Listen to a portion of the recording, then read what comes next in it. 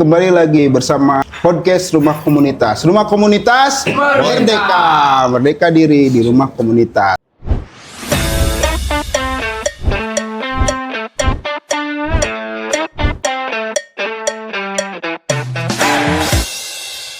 Bersama saya Opik Salapski dan Pepep, Mang Pepep. ini salah satu podcast mengenai apakah ini adalah ketahanan pangan atau perampasan ruang hidup. Saya mah pingin naros ke Mang Pepep. Nah si Mang Pep nyaah ka gunung.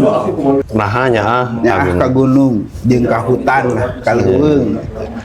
Pami secara personal ya memang karena Abi hidup di kaki gunung Opik. Abi kebetulan lahir dan besar di Majalaya, di kaki gunung Rakutak. Jadi sejak lama saya punya kesadaran, itu diberikan kesadaranku orang tua terutama bahwa ternyata gunung teh yang menyangga kehidupan lah, sebagai penyangga kehidupan. Jadi lamun gunungna rusak nya ka anak oge masyarakatna rusak. Rusak dalam arti itu seimbang gitu. Itu awalnya seperti itu, tapi pada akhirnya begitu ketemu dengan orang-orang mendalami gunung, baik secara etika maupun secara keagamaan gitunya, ternyata kan fungsi gunung teh dalam kehidupan manusia itu jauh lebih besar dari hanya sekedar geografis. Apalagi kalau orang Islam mah berbicara tentang gunung, berbicara berarti tentang menjaga keseimbangan. Menjaga keseimbangan. Makanya diseratku Prof. Maman dengan di buku Ekoterorisme berkaitan dengan hubungan orang dengan alam, mun diwakili oleh gunung. Misal gunung teh bukan hanya sekedar letak geografi, tapi dia juga makhluk Tuhan gitu yang punya fungsinya secara khusus. Fungsinya secara khusus yang dalam hal ini adalah fungsi keseimbangan. Fungsi keseimbangan. Fungsi keseimbangan. Berarti lamun gunung diruksak nah, hilang keseimbangan.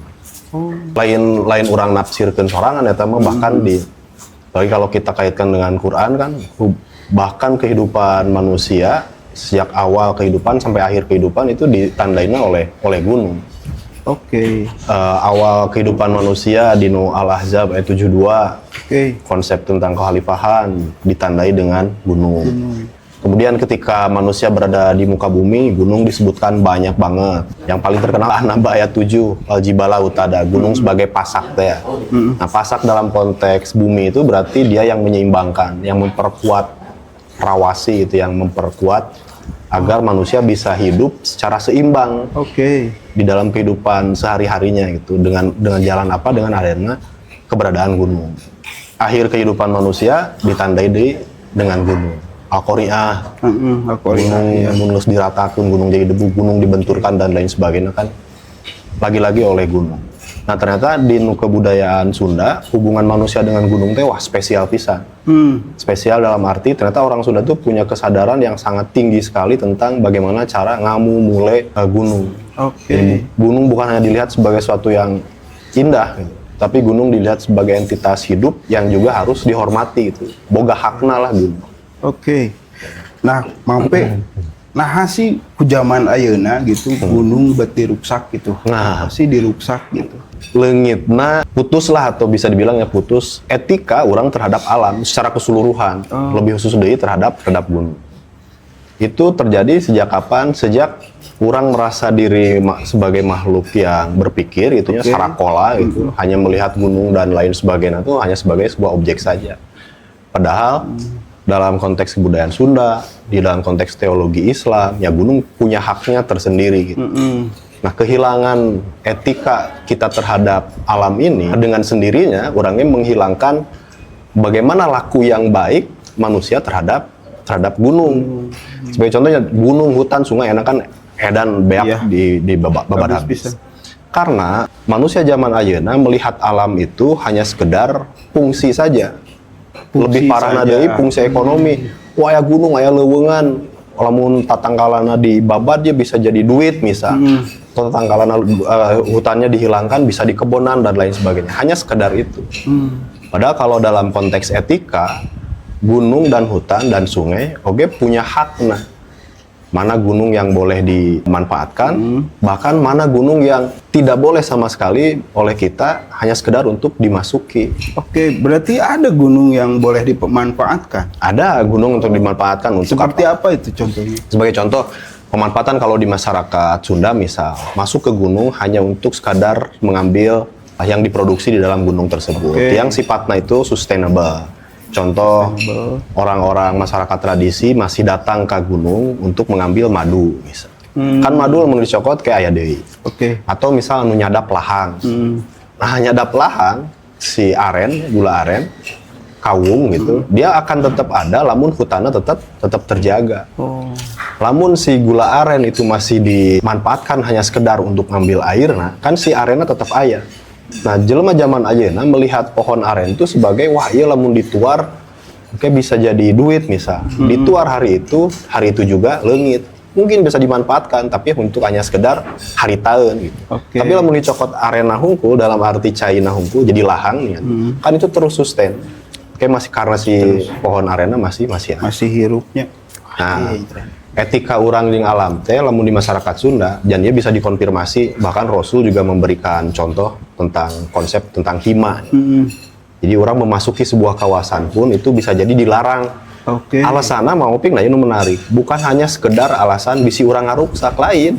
Karena itu lain hak orang. Suatu hari kan Rasul dalam sebuah perjalanan udah masuk ke sebuah lembahan. Di lembahan tersebut aya semacamnya leuweung lah lamun cek urang.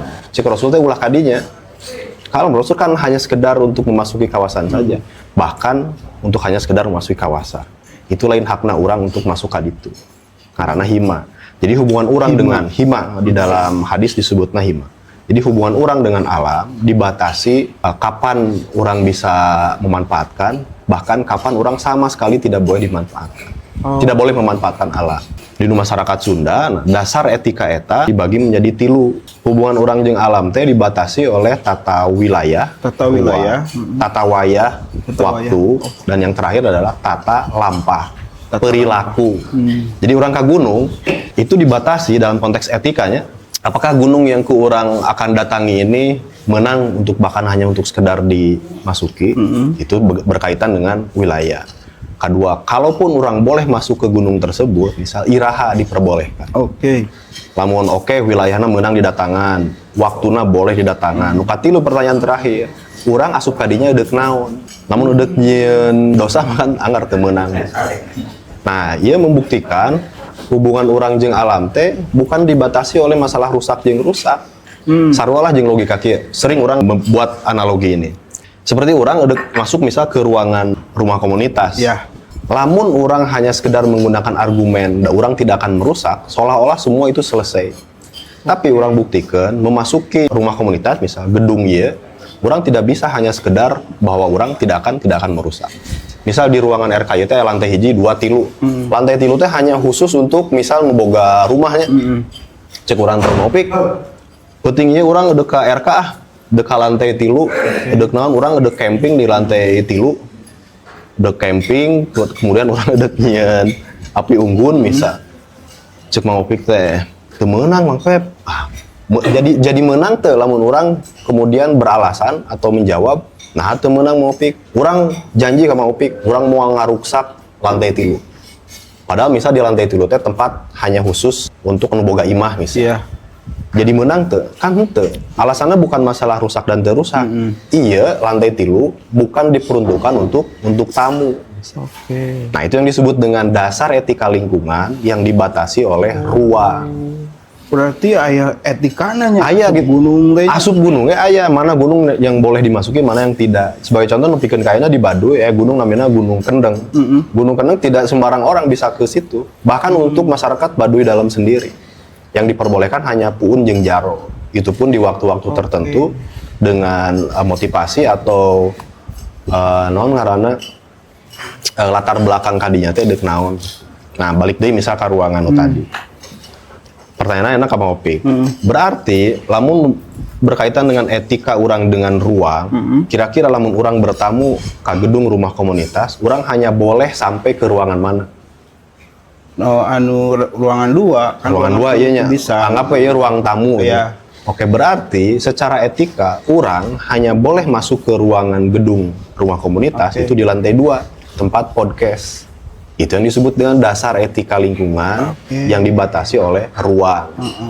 Oke, lamun gitu mah opik, urang eudeuh ka lantai 2 lah. Kan eta dimenangkeun hungkulnya. Orang ke dek datang ke lantai 2, dek bertamu, tapi jamnya ke jam 1:30 malam bisa. Jadi bisa tuh. Wah, imah we eta mah waktuna batur keur istirahat. Kan anggar. Meskipun ada sebuah ruang yang diperbolehkan kita untuk memasuki ruangan tersebut, kita pertanyaan kedua, dek iraha datang kadinya. Jamna sabaraha. Jamna jam sabaraha gitu. Oh, tuh bisa tuh mah Pep, ngan boleh datang ke ruangan lantai 2 di ruang tamu paling ge ti jam 8 isuk-isuk nepikeun ka jam 4 sore misalnya. Nah, jam 8 nepi ka jam 4 sore itu ngaranna dasar etika lingkungan, batas manusia dengan alam yang dibatasi dengan konsep waktu. Dan sederhana ini jawabannya langsung Jeung aya kan eta mah lain ngarang-ngarang. Sok mau pik datang ke sebuah tempat, urang datang ke ruang tamu si dia misal ke apel. Oh menang mana apel ke rumah si dia misalnya hanya sampai ke ruang tamu, tapi dek jam sabaraha jam 1:30 malam udah bari ngajakan tahajud kan tetap tidak sesuai dengan etika waktu gitu. Ngajan orang udah ngajakan ibadah misal. Jadi jam sabaraha tuh orang boleh datang ke dia hanya sampai sore misal. Oke, lamun gitu orang dek bertamu. Oke, siap, orang hanya diterima di lantai 2 di ruang tamu, jamna orang jam 4. Selesai sampai situ. Nah, dalam etika lingkungan manusia Sunda belum selesai. Oke, orang dek datang ke ruang tamu jam 4 sore barengan dengan senja dan orang datang ke dia dek nyoret tempat ieu. Jadi menang tetap menang atau henteu? Teu menang karena orang datang ke dinya dengan latar belakang atau laku yang tidak diperbolehkan. Nah, itu dasar etika lingkungan yang ketiga. Hubungan orang dengan alam yang dibatasi oleh perilaku. Orang datang ke dia sampai ke ruangan dia lantai 2 tempat tamu, datang ke dia jangan ngopi. Nah, kan bisa. Mau datang ke dia dek coret-coret mengaruk sak teu. Nah, ternyata hubungan orang dengan alam oge baik di masyarakat Sunda maupun di Islam eta teh diatur tilu dimensi eta teh. Dimensi ruang, waktu, perilaku. Ruang, waktu, perilaku. Ruang yang boleh dimasuki nanaon, jamna iraha, kemudian lakuna apa gitu. Eta sebagai sama dengan ceritanya Rasul dengan konsep hima eta. Oke. Rasul misal siga ka gunung Jabal Hira, cuman kebetulan di Jabal Hira ieu ada guha. Jadi lebih terkenal dengan Gua Hiro.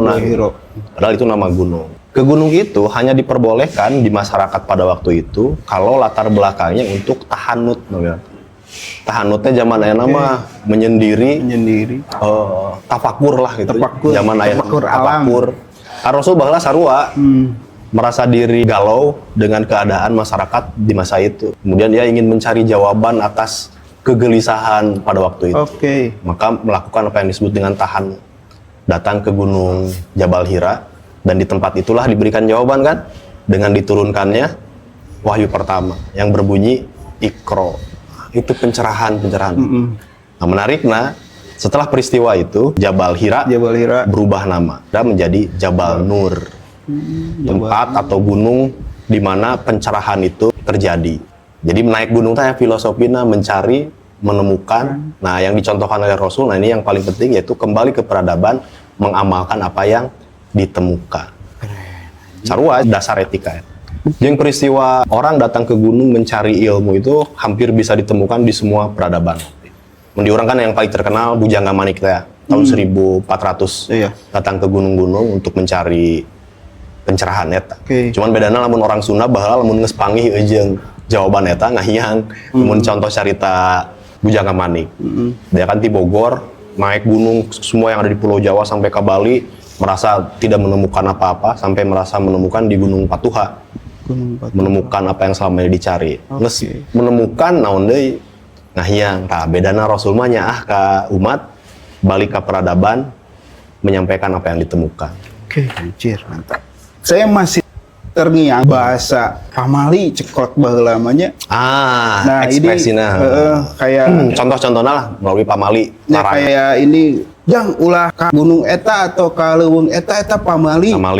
Eta maksudnya apa? Zaman sekarang pamali itu kayak di bless gitu. Nah, pamali teh salah saji bentuk dalam kehidupan sehari-harina untuk nunjukkan bahwa tidak semua ruang bisa didatangi. Contoh paling sederhana mah di orang lamun gunung Aul. Di Soreang aya Gunung Aul kan. Gunung Aul teh Aul aya jelema nu sirahna ajag teh gini. Kemudian lamun di Pangalengan aya situ aul pamali ulah asup kadinya karena lain jang jelema cenah eta mah. Ternyata itu teh kan larangan agar si tempatnya tetap terjaga. Tetap lestari. Pamali di zaman ayeuna nu kurang masih bisa ditemukan dalam kehidupan sehari-hari. Ti dieu mah deukeut daerah Buah Batu aya pasar ngaranna Pasar Kordon. Ya. Di Pasar Kordon eta ya curug Ece. Oh ya. Curug Ece atau Eme orang pohodenya baheula orang cicing di dinya beberapa tahun. Cerita kalau di dinya teh. Baheula mah cenah saya tong boro aya wani-wani kumaha ngaruksak lah. Miceun runtah ka dieu teu meunang nah karena pamali. Teu meunang miceun runtah ka walungan pamali. Pamali nanti make naon? Make jurig jarian. Oh, jurig jarian. Pamali jurig jarian. Jurig jarian naon sih kan teu asup akal lah lamun make ieu. Tapi ternyata itu cara menerapkan etika karuhun urang, hubunganna jeung alam. Ame urang tetep boga nilai respect terhadap alam. Yeah. Nah kan nilai-nilai respect dan lain sebagainya itu kan membutuhkan jalannya make mito. Nah jadi menghargai alam melalui mitos itu orang ninggalina justru itu level tertinggi etika. Nah ketika datangna sakola atau asupna pendidikan ke negara orang gitu ya, menganggap bahwa hal-hal yang irasional itu harus ditinggalkan. Apalagi misal pakai pendekatan Tan Malaka, aya yang disebut dengan logika mistika. Yeah. Jadi semua yang irasional di masyarakat orang kudu ditinggalkan. Naon dampaknya? Dampaknya hilangna hubungan orang jeung alam yang dibatasi oleh respect. Kenapa? Karena pamali tadi itu sebetulnya kan bentuk respect orang terhadap suatu hal. Sarualah siga kieu, urang hareupeun maopik, ampura ya contohnya, urang nyiduh misal hareupeun maopik. Cek batur teh eta mah tong nyiduh hareupeun batur pamali, cek logika mistika, pamali eta naon teu asup akal. Maka ditayangan weh logikana naon nyiduh hareupeun jelema. Kapangi kamari misal pake kasus COVID-19.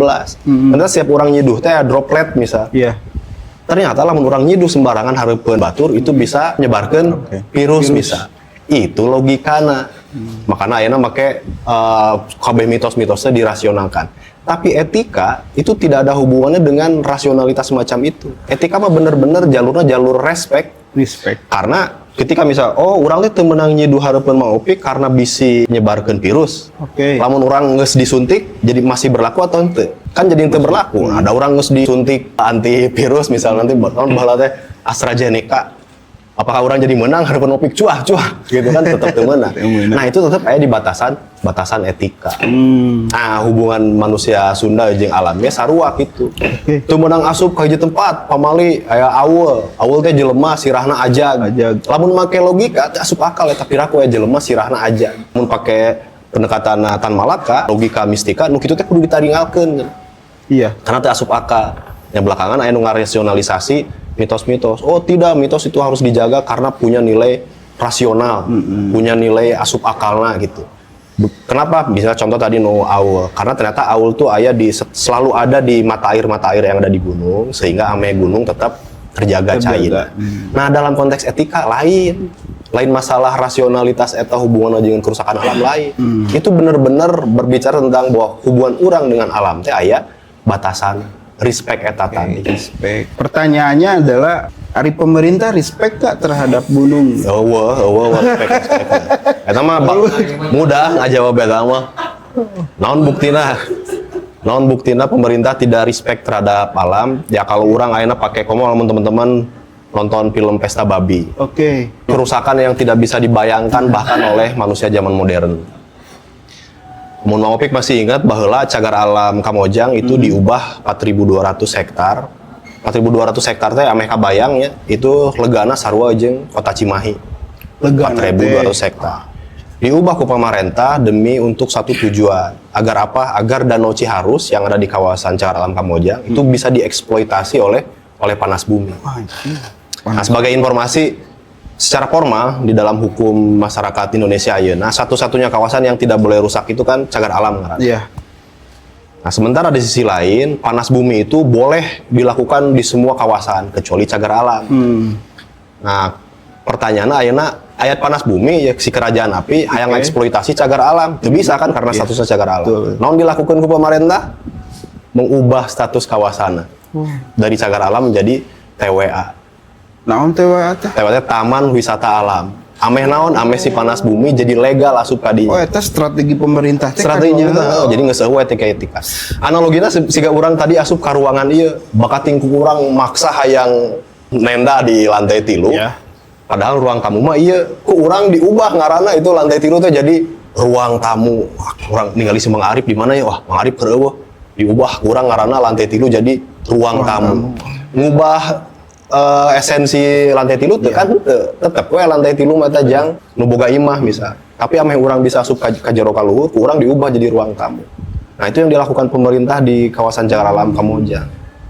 4.200. Makanya baheula 2018 teh barudak demo di Bandung ke Jakarta untuk menolak itu, menolak diubahna Cagar Alam jadi TWA. 4.200. Kabayang pan eta seluas kota Cimahi. Anu digadekeun dibikeun ka kerajaan api jang dieksploitasi usaha ku pamarentah. Da ieu mah lain heureuy urang izin ka pamarentah karena faktana seperti itu. Nah, ayeuna melalui pesta babi orang kan jadi apa? Di Papua itu bukan hanya ribuan hektar, 2,2 juta hektar. Kabayang teu luasna siga kumaha. Jawa Barat asup teu. Aya lah, Ayanya. edan pisan geus teu kabayang. 2,2 juta hektar. Teu kabayang, nu 4.200 tadi wae saluas kota Cimahi. Teu kabayang gitu karusakanna siga kumaha. Ayeuna itu dilakukan secara legal oleh pemerintah melalui program resmi pemerintah nu ngaranna PSN, Proyek Strategis Nasional teh. Anu jumlahna 2, sekian juta gitu. Nu tadina leuweung eta deuk di babat habis. Dari mulai sawit nepikeun ka tek-tek bengek lainna ya anu tadi salah sajina dengan argumen pangan. Alasan cenah boleh ngaruksak leuweung untuk demi kebaikan. Henteu, dalam konteks etika mah tidak bisa. Siga urang masjid dia daripada terjadi duit, kurang diubah masjidnya udah dijadikan ruko demi kebaikan. Nah, itu kan gitu. Nah, itu fungsi leuweung teh siga kitu. Dia fungsinya jauh lebih sakral dari hanya sekedar untuk ekonomi. Oke. Bagi masyarakat Papua, setiap gunung, sungai, dan sampai ke laut itu mereka memperlakukannya sebagai mama atau ibu. Mama. Soka ibu. Mama Yuki.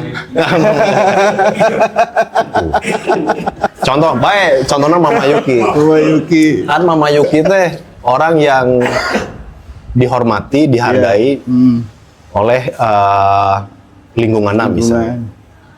Orang buktikan bahwa etika itu lebih tinggi dari sekadar hanya merusak. Menang teh orang nyepeng mastakana Mama Yuki. Tekenging. Tuh, nyepeng wae tekenging. Pamora nyepeng lah lamun orang ngomong. Kecuali tukang cukur. Nah, aya pengecualian tukang cukur dino alam oge aya. Menang datang ka Mama kecuali saha? Kecuali pimpinan adat.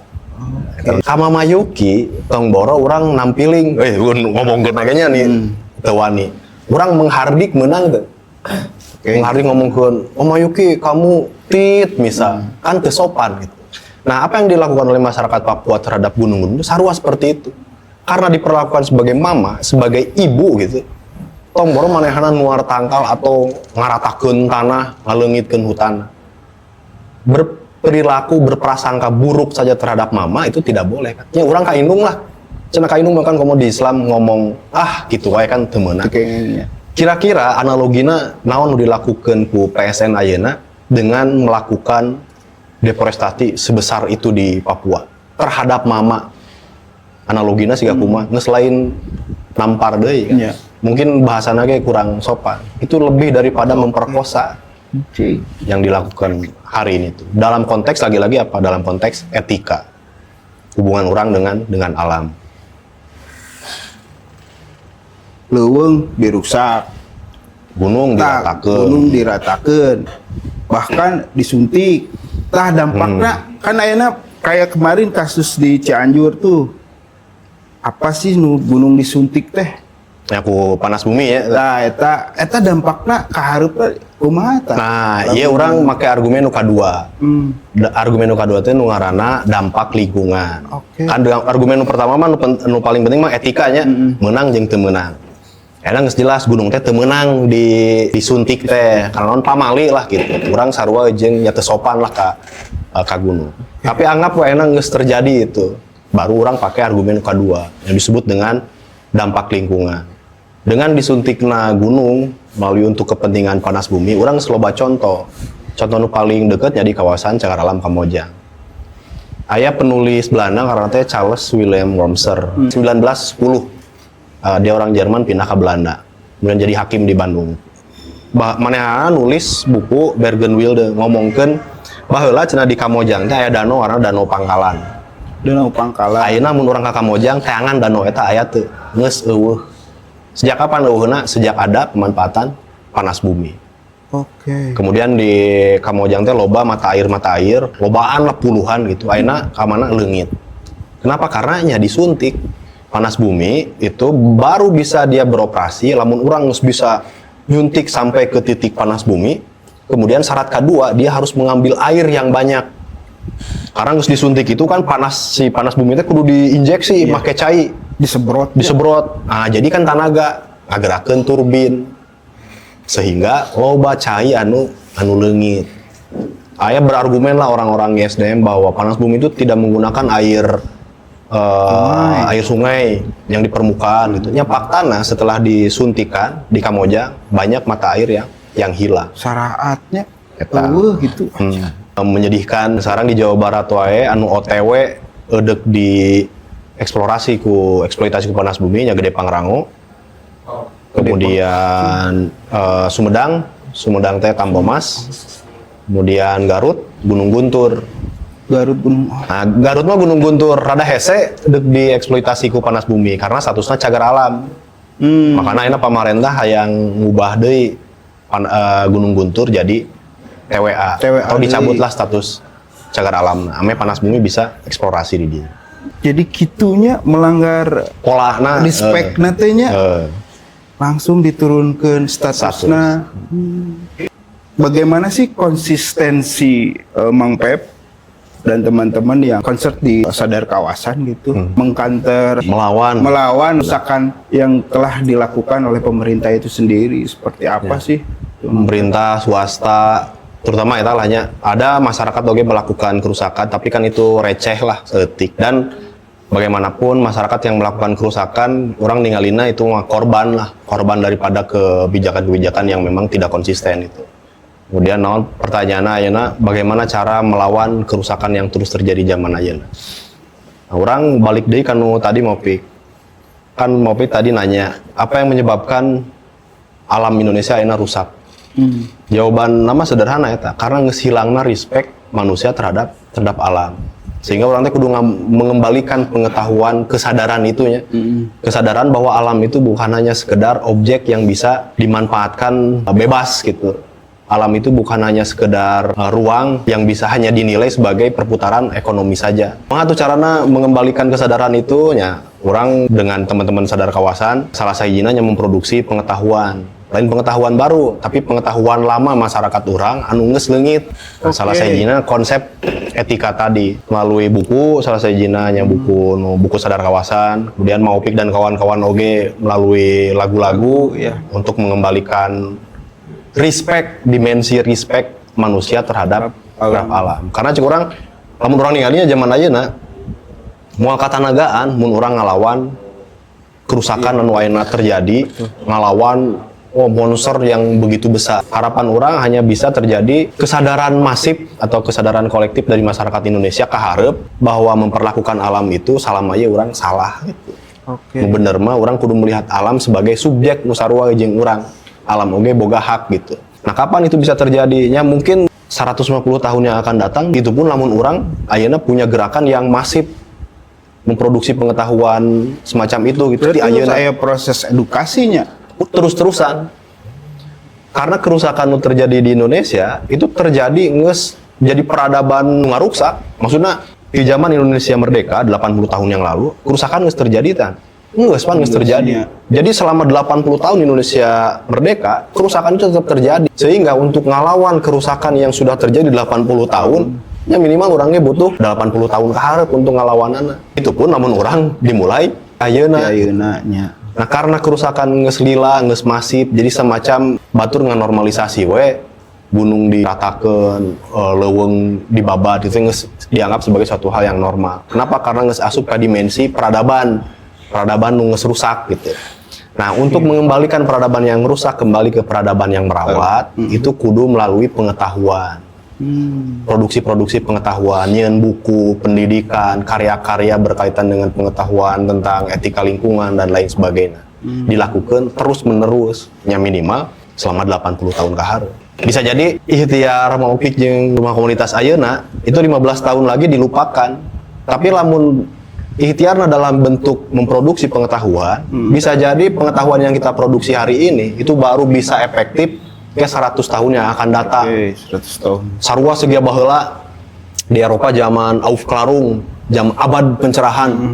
Abad pencerahan kan teu langsung harita jadi. Tapi begitu aya kritik terhadap gereja pada waktu itunya dan lain sebagainya, kemudian orang-orang membaca deui, melihat logika rasionalisme dan lain sebagainya, akhirnya mereka merasa, merasa diri tercerahkan, baru ada pergerakan. Dari apa? Dari karya-karya yang dibuat oleh manusia-manusia sebelumnya. Galileo Galilei kan zaman baheula jauh sebelum itu memproduksi pengetahuan. Nah, bisa jadi kayak iya baheula nu dinyanyikeun ku Opik Slapski teh, urang teh kudu ngajaga alam teh ieu logikana. Mungkin 100 tahun yang akan datang digunakan. Seberapa banyak sih gunung yang ada di Jawa Barat gitu? Jawa Siapa Barat tuh kan teman-teman di Bandung Raya lah. Bandung Raya. Di Bandung Raya nggak melakukan pendataan, namun di Jawa Barat acan. Di Bandung Raya teh terdiri dari Kabupaten Bandung, Kabupaten Bandung Barat, Cimahi, Kota Bandung. Setiap pinggirannya itu berarti berbatasan langsung dengan Kabupaten Cianjur, Garut, Subang, Sumedang, dan Purwakarta. Itu aya 622 gunung. Anjir, 622 gunung. Jadi lamun urang dek diekspand ke Jawa Barat, ya kali we kabupaten kota yang anu acan kasebut mundek dirata-ratakeun gitu. Tapi lamun urang ulin ke Jawa Barat bagian selatan agak ke timur, selatan laut gitu ya. Ke barat daya lah. Ke barat daya itu gunung-gunungnya edan leuwih loba. Tapi bukan gunung-gunung besar, ini gunung-gunung kecil dan lebih banyak. Sukabumi misalnya, Cianjur bagian selatan itu loba pisan. Kan itu daerah pegunungan, berbeda jeung di Subang kan itu malah ratanya. Nah, itu jauh lebih banyak. Jeung nya kondisina nya memprihatinkan lah. Rusak kabeh gitu. Karena secara formal dalam undang-undang negara Indonesia itu seolah-olah memang dihalalkan untuk dirusak. Analoginya naon? Analoginya siga gunung nu 622 di Bandung Raya eta. Anu secara undang-undang teu meunang rusak ngan 10%, anu asup ka wilayah cagar alam. 10% berarti ke sabaraha? 652. Nah, 70 lah anggapnya. Berarti ada 590 lainnya itu boleh rusak secara undang-undang. Rusak teh naon ya dimanfaatkan secara langsung di kebonan. Kan itu definisi rusak, perubahan keutuhan kawasan. Kenapa sih pemerintah tuh sangat takut dengan adanya film dokumenter Pesta Babi gitu? Karena menampilkan kenyataan yang memilukan. Data-data di film Pesta Babi itu sulit untuk dibantah. Karena Dandi dengan watchdognya dia bikin film dokumenter bukan hanya sekedar dokumenter ansih gitu ya, dia kan latar belakangnya jurnalistik. Seorang jurnalis pasti menampilkan gambar, audio itu by riset, by data, pengetahuannya empiris, bisa dibuktikan gitu. Orang mah tadi aya analogi yang gitu kan, itu mah bisa bersifat asumsi. Tapi Dandi di film Pesta Babi itu yang ditampilkan memang realita. Tapi realitas yang disampaikan oleh film Pesta Babi itu realitas yang belum ada apa-apanya, Opik, dibanding dengan realitas nyata lainnya bahwa kerusakan di orangnya memang dihalalkan. Sebagai contoh, di Papua itu kayak data mah udah bisa ditinggali ya. Luasan Papua datarannya itu kurang lebih 60 juta hektar lah. Anu teu meunang rusak di Papua itu hanya yang statusnya taman nasional, kawasan konservasi, itu tidak lebih daripada 20%. Artinya 40 juta lainnya itu masih memang halal untuk dirusak. Contoh lainnya non Kalimantan. Kalimantan kan habis semua. Kenapa? Karena status kawasannya itu HGU. Apa itu? HGU itu hak guna usaha. Indonesia itu setelah merdeka dia melanjutkan apa yang sudah ditetapkan oleh Belanda. Lamun make pengetahuan leluhur maka harusnya semua gunung itu aya larangan tutupan baladahana, anu sakralna gitu. Tapi baheula kan ku Belanda eta dinolkeun. Nah setelah merdeka, alih-alih orang Indonesia teh balik ke pengetahuan masyarakat Nusantara, orang kadang nuluykeun naon nu geus dijieun ku Belanda. Makanya orang begitu ningali film Pesta Babi, teu kaget begitu masifna kerusakan di ditu. Kenapa? Karena setelah Indonesia merdeka, kawasan Papua itu anggar we seolah-olah tanah kosong. Itu dikembalikan status kawasanna kepada apa yang sudah ditetapkan oleh masyarakat di sana. Di Papua, kawasan itu menang rusak, itu Taman Nasional Lawrence, Gunung Jayawijaya itu, Kartens. Selebihnya itu HGU. Jadi mun ayeuna 2,2 juta hektar, yang lain nunggu giliran. Karena secara perundang-undangan itu diperbolehkan. Di Bandung Raya tadi nu 662 gunung, hanya 10% nu statusnya cagar alam. Itu pun ya orang karena nuluykeun naon nu geus ditetapkeun ku Belanda. Belanda di Bandung Raya hanya menetapkan cagar alam Gunung Burangrang, itu pun setengahna. Gunung Tangkuban Parahu, kemudian cagar alam Kamojang, cagar alam Gunung Tilu, kemudian cagar alam aya kaditu hiji deui di Cianjur. Geus ngan 5 eta nu besarna. Selebihna lain cagar alam. Gunung Malabar itu statusnya bukan cagar alam, yang diperbolehkan untuk dimanfaatkan secara langsung. Tetap begitu orang ningali fakta ieu, kumaha tuh Indonesia kahareupnya kuduna mah aya reformasi. Yang bahasa kasarna mah revolusi. Dalam arti naon? Reformasi atau revolusi, perubahan yang sangat radikal sekali dalam pengelolaan, penataan dan penetapan kawasan di Indonesia. Khususnya kawasan kehutanan. Perlu di riset lah. Fakta data mah tidak bisa dibantah. 99,9% penetapan kawasan yang ada di Indonesia hari ini itu orang tidak berbuat apa-apa, hanya melanjutkan apa yang sudah ditetapkan oleh Belanda. Jadi nuruykeun penjajahnya. Jadi penjajah deui. Kolonial baru Di zamannya teh bener karena orang nuluykeun naon nu ditetapkeun ku Belanda. Sementara Belanda, sorry to say kan, di Belanda itu tanah tertingginya aja ngan 120 mdpl. Oh gunung di Belanda. Tapi ayeuna ngatur Indonesia dari 0 mdpl sampai ke 4.884 mdpl di Jayapura.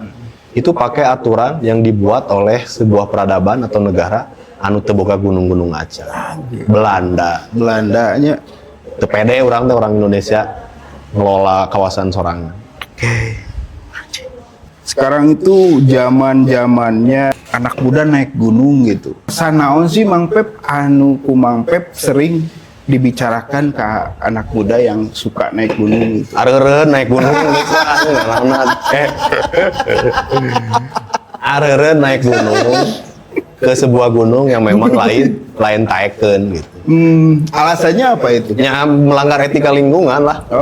Loba gunung nu lamun can mampu pakai pendekatan Sunda, kan Sunda mah kabeh gunung aya laranganna, teu meunang berarti teu meunang ditaekan. Hanya boleh ditaekan tuh ke ketinggian tertentu. Make we lah status sementara anu ayeuna ditetapkeun ku Belanda anu tadi. Ulah naik gunung cagar alam, bisi dipake digunakeun untuk kerusakan lain yang lebih besar. Gunung Gede Pangrango misalnya ayeuna loba pembukaan baru jalur anyarnya. Lamun pembukaan jalur anyarna eta di sebuah kawasan nu direncanakeun ku panas bumi, orang dek kumaha. Lamun kata si panas bumi teh, wah ieu kurang dek diubah statusna nu tadina zona inti jadi zona pemanfaatan. Cek pemerintah misal. Nah, karena geus loba naik gunung ka dieu, gara-gara naik gunung. Padahal geus diubah status zonasina, akhirnya jadi halal panas bumi asup ka dinya. Anjir. Guntur misal, Guntur kan enak statusnya cagar alam. Panas bumi teu bisa asup ka Guntur. Tapi karena unggal Sabtu Minggu loba nu naik gunung ka Guntur, mucuk pamarentah teh tuh ka Guntur geus loba nu naik gunung, tapi statusnya cagar alam. Turunkeun lah, ame jadi legal mendaki gunung. Geus jadi TWA, nu naik gunungnya jadi teu bisa. Kenapa? Karena pasti dieksploitasi ku panas bumi. Karena enak rencana pengembangan panas bumi di Kamojang itu majuna kawetan ka Gunung Guntur. Edan Kahiji nya nu kadua mah mengenai ruang ulah naik gunung kahiji tempat nu statusna lain yang didaki. Kadua lamun naik gunung sesuaikan dengan waktuna. Lamun siga di hiji tempat lamun waktuna habitat didinya baik habitat ruangna maupun penghuni didinya waktuna misal merecovery diri, reproduksi geus laulah daratang kadinya. Seperti Gunung Papanayan misal. Oke. Gunung Papanayan di Pondok Salada. Aya waktuna teh digunakeun ku satwa-satwa didinya untuk maranehan lagi hayang healing. Anjing ual minggu di loba wae jelema ka dieu iraha urang istirahatna. Eureun misalnya unggal akhir tahun mah. 43 perilaku. Datanglah ke sebuah tempat di waktu yang tepat dengan perilaku yang baik. Teu datang ka gunung mawa speaker bluetooth, mindahkeun DJ ka gunung, ajeb-ajeb. Komun eta nu leuwih anu sederhananya nu leuwih parahna melakukan tindakan-tindakan yang tidak sepantasnya di gunung. Ayeuna jadi konten alus jadi konten. Lamun isina edukasi. Kan zaman ayeuna loba konten mengeksploitasi tubuh diri ningannya seksi-seksi di gunung. Lalakina marabo di gunung. Oke. Jadi we narurutannya anjing. Mun teu bisa kitu ngajaga nu kitunya. Eureun lah naik gunung cik urang. Eureun naik gunung barudak. Ulin mah di kaki gunung we, di kaki gunung loba keneh tempat. Teman-teman ada yang mau nanya nggak? Aijah, mau emang Pepep ya? Kebosan pertanyaanna. Alam tuh berhak, boleh juga dimanfaatkan oleh manusia. Tapi juga tadi ada beberapa etika ya, ataupun hak, mungkin hanya berhak untuk alam itu sendiri tidak disentuh manusia. Dan beberapa area mungkin mah diekspres tuh berdasarkan ilmu nggak ya? Maksudnya contoh geotermal yang kita menunjang atau misalnya wilayah lain yang akhirnya ditambang, kan pada akhirnya diperuntukkan energi yang akhirnya mempermudah kehidupan, misalnya dengan jadi listrik, jadinya bahan bakar gitu. Semisal itu akhirnya bertabrakan dengan etika Lingkungan. Ini tuh titik tengahnya apa sih sebenarnya gitu? Apakah misalnya ada tempat lain nggak boleh di sini, sedangkan ketika geser ke tempat lain itu misalnya nggak boleh gitu. Misalnya, sebenarnya ini tuh titik tengahnya apa ya? Sebelum titik tengah, masalah utamana heula naon? Masalah utamana teh tidak lain tidak bukan adalah keserakahan. Sebagai contoh, listrik di urang teh masih kena surplus. Nah, urang make kene kudu nambahan deui ka gunung teh deui anu sakral deui. Nu satusna cagar alam. Di sisi ada bagus, pindah ke energi geotermal misalnya ke panas bumi, tapi kudu ditinggalkan oge batu bara misal. Tapi begitu ninggalkeun batu bara oge, kudu apa urang batasana. Geotermal di gunungna gunung anu status kawasanna naon misal. Nah, ieu jalan tengah. Naon disebut jalan tengahna? Jalan tengahna adalah batasan. Batasna teh nepi ka di mana? Urang teh. Nah, pertanyaan tadi jadi kudu memperjuangkan batasannya eta. Batasan teh urang teh lamun udah ngeksploitasi bumi, menang diperbolehkan. Kan Adam pertama kali diturunkan ke bumi ge urang mun make kisah Adam itu ya. Kan pasti ngaruksak.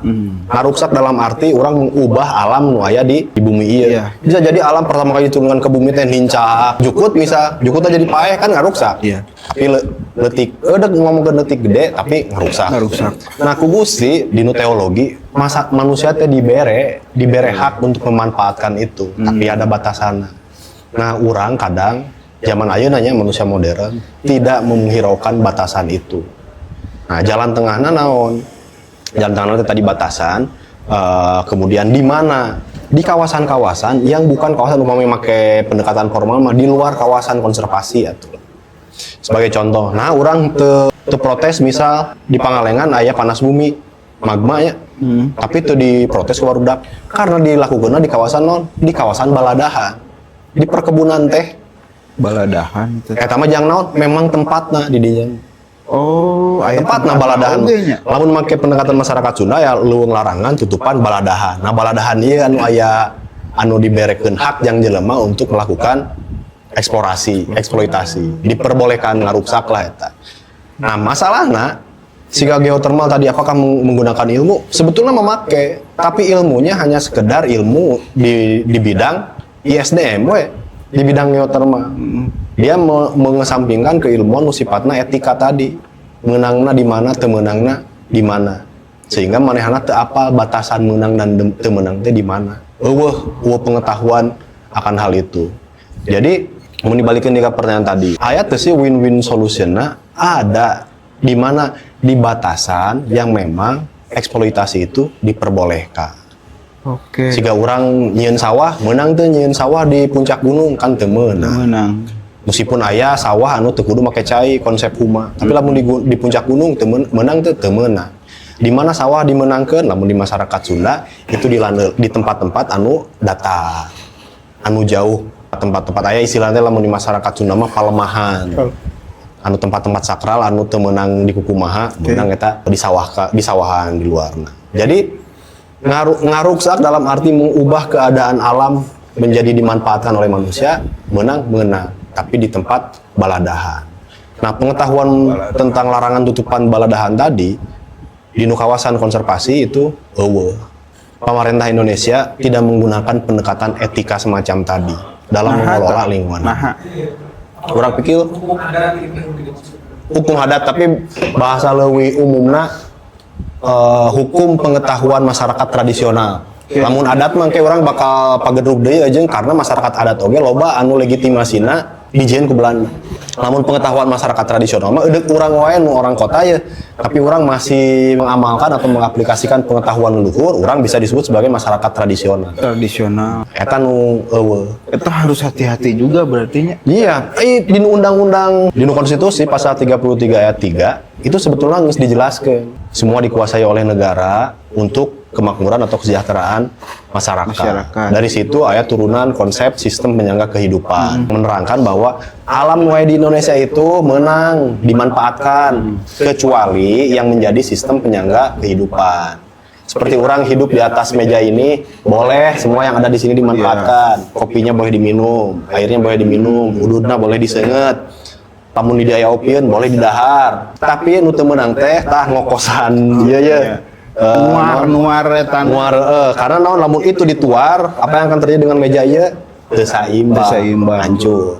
Nah, sistem penjaga kehidupan dalam konteks masyarakat orang itu gunung, sungai sampai ke laut.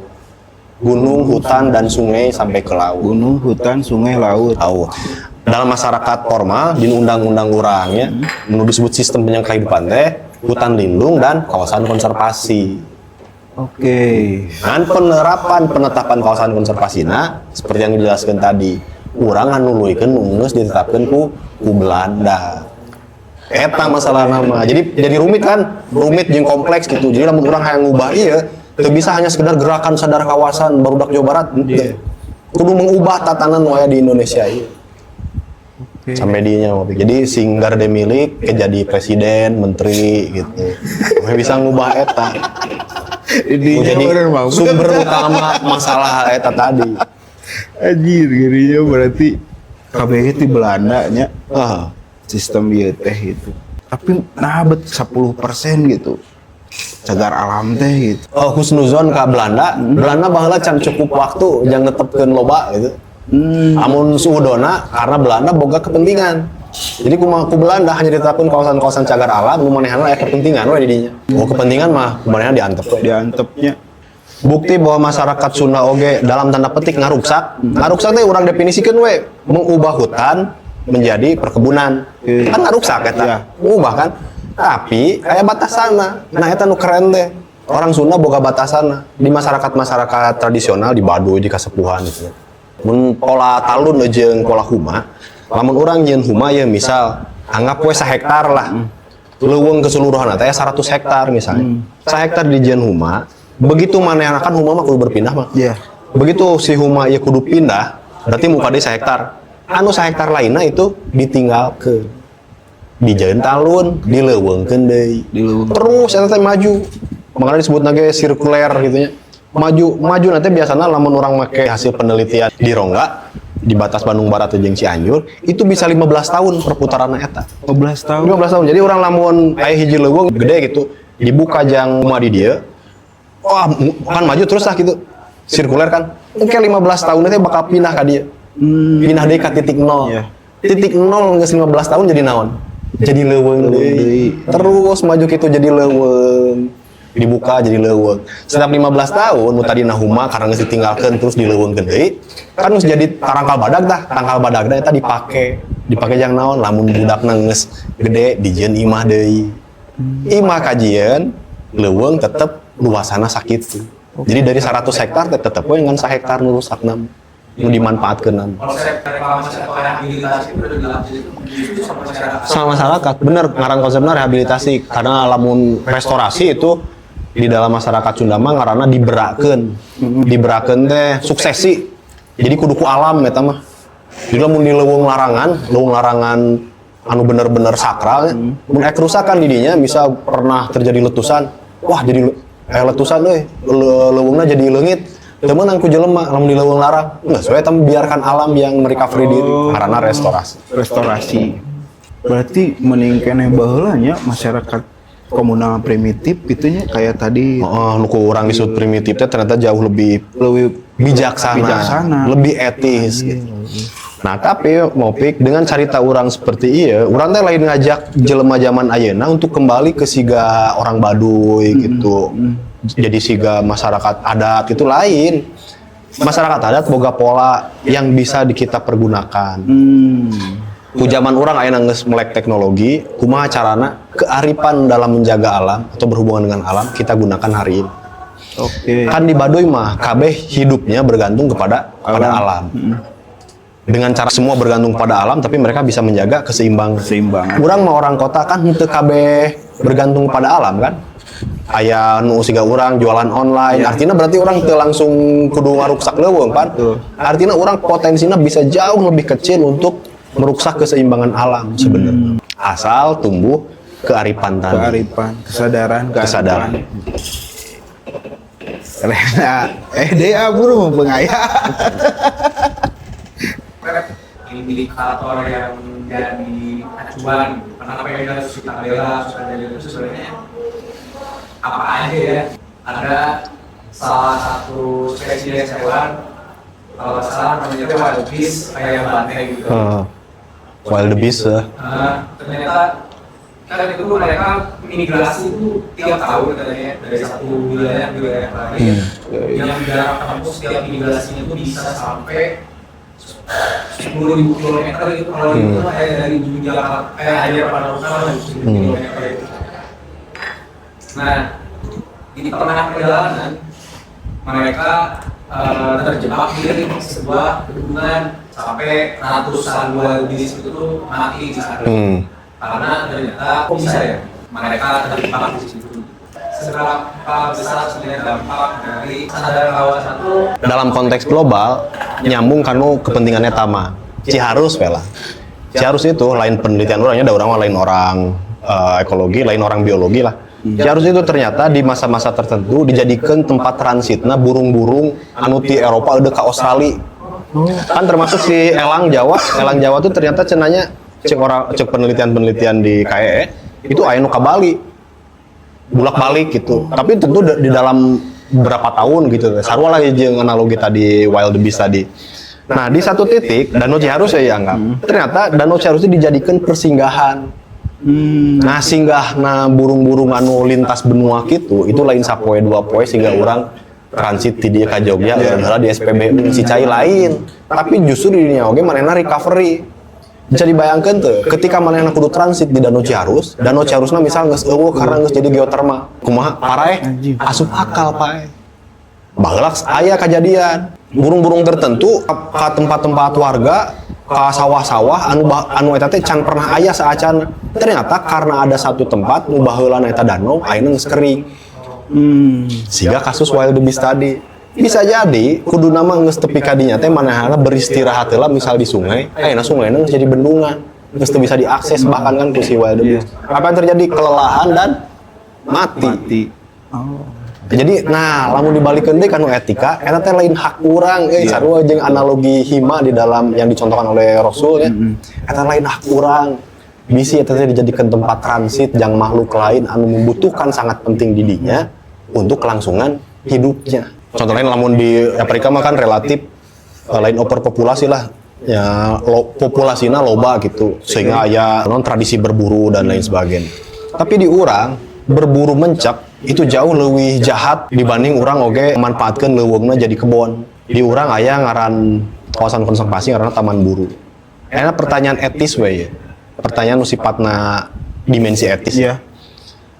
Aya mencek misal panggil jeung urang mah eukeur berburu demi kesenangan. Mana yang lebih penting? Atau jangan berburu kesenangan lah, urang keur survival, tapi survivalna eukeur diklat misal.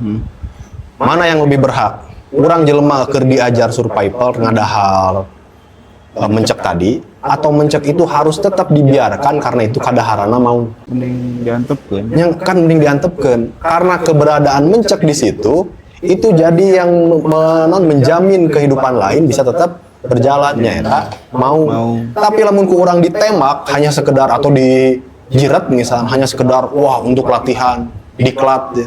Latihan survival dahar naon dahar mencek weh keren hanya untuk sekedar keren orang bisa mematikan kehidupan lain yang jauh lebih berharga. Melanggar Etika, Pan. etika deui nya. Kan Mang Pep teh tes gaduh buku 2 nya ka Uninga ku abi mah gitu. Sadar kawasan dan manusia dan gunung gitu. Isina teh tentang masalah nu tadi. Nya pono ti mimiti orang carita nepikeun ka aya terakhir di buku Manusia dan Gunung. Karena orangnya baheula siga geus anjing kacau pisan geuningan teh keadaan masalah hubungan manusia jeung alam teh nya. Oke. Namun orang itu dituliskeun sigana gelo urang mah. Maksudna gelo teh urang merasa menemukan oh iya masalah teh dan masalah ieu kudu disampaikan gitu. Tapi kan orang teboga saluran untuk menyampaikan itu ke masyarakat. Oke. Menyalurkan itu ke pemerintah. Akhirnya dengan cara apanya? Tulis. Alhamdulillah dengan ditulis eta orang jadi healing. Jadi itu ambek kepegung orang mun ambek kepegung wah bisa gering kan. Oke. Akhirnya ditulis kedua buku itu. Makanya dua buku itu dibuat bukan untuk dijual saja gitu. Digratiskan sejak awal. Karena niatnya untuk menyampaikan ku orang merasa dianggap ditemukan lah gitu. Ngamalkeun ilmu. Analogi tadi Rasul mencari, menemukan, mengamalkan. Orang merasa ia menemukan sedikit cerca ilmu itu ditulis di dinya sebagai bentuk dari pengamalan. Kan dosa lamun teu diamal. Iya, betul. Itu teh berdasarkan riset, Mang Pep. Bisa kurang eta di tahun 2012. Jadi buku 2018-18 lah, jadi genep tahun lah ya genep tahun. Genep tahun ngariset. Dua buku eta teh. Nya nulis nama ngan sabulan. Bisa sebulan? Nah ngana nu lila. Oke. Di wilayah urban dan misal kebetulan profesi aya di dunia digital misalnya melalui itulah minimal orang siar apa yang orang ketahui atau lamun hubungan dengan lingkungan misal sampah terapkanlah pola zero waste misal kemudian bisa zero waste paling tidak orang teh menekan sekecil mungkin produksi sampah misal. Oke.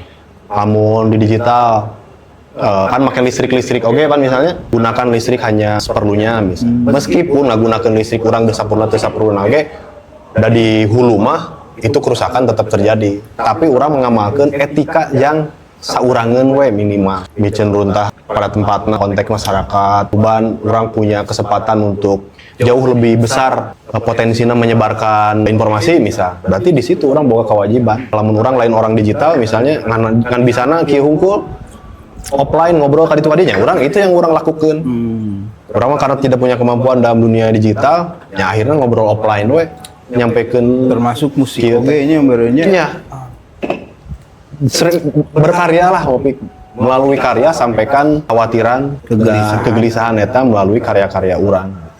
Nah ini teman-teman sebelum podcast ini diakhiri jika teman-teman punya produk, punya brand sendiri boleh bisa bergabung support kami agar terbangun silaturahminya. Pertanyaan terakhir, kenapa krisis ekologi dan perampasan ruang hidup di Papua harus menjadi tanggung jawab moral kita yang tinggal di Pulau Jawa, Jawa Barat gitu. Eta teh sarua jeung baheula politik etis orang-orang Eropa kenapa harus mendukung Hindia Belanda baheula. Kan eksploitasi yang terjadi di Indonesia itu dilakukan untuk kepentingan orang-orang Eropa. Nah kan ayeuna argumen oge sarua, dihancurkannya Papua atau dieksploitasinya Papua demi kesejahteraan Indonesia. Indonesia lamun diperkecil deui itu berdasarkan populasi lolobana di Jawa, iya. lebih lobana deui di Jawa Barat misalnya. Jadi orang sebagai warga Jawa Barat kenapa harus peduli kepada Papua? Karena dasar diruksakna Papua itu dengan alasan demi kesejahteraan kita yang di sini. Hese eta mah ngabantahna. Apalagi sawit. kemudian beras misalnya. Oke. Kan orang Papua tetuang beras. Iya, benar. Mereka itu jauh lebih arif karena justru memanfaatkan sagu misal. Sagu. Jeung teu masak secara ciga urang-urang, tidak membutuhkan minyak sawit berpuluh-puluh ton liter misalkan henteu. Itu argumennya untuk ke kita, kesejahteraan kita. Jadi ada tanggung jawab moral, urang ge harus memperhatikan Papua. Karena hiji eta, kaduanya Papua teh kan saudara kita gitu. Iya. Tunjukkanlah solidaritas bahwa orang itu bersaudara dengan saudara-saudara kita di Papua, minimal dengan keprihatinan terhadap apa yang terjadi di sana. Mantap, Pak Jis. Dengan berakhirnya jawaban paling keren dari Mang Pepep, mungkin podcast hari ini dicukupkan sekian. Intinya adalah kudu respect ke alam, lebar, lamun teu respect lebih rusak, sangat lebih rusak. Maka dari itu, semoga dengan adanya podcast hari ini bersama Mang Pepep Dewe menjadi bahan literasi yang baik untuk jangka panjang, untuk regenerasi, untuk anak cucu kita ke depannya. Amin. Karena yang namanya alam itu sangat penting untuk kehidupan kita. Sampai berjumpa. Rumah Komunitas Merdeka. Merdeka diri di rumah komunitas. Bye.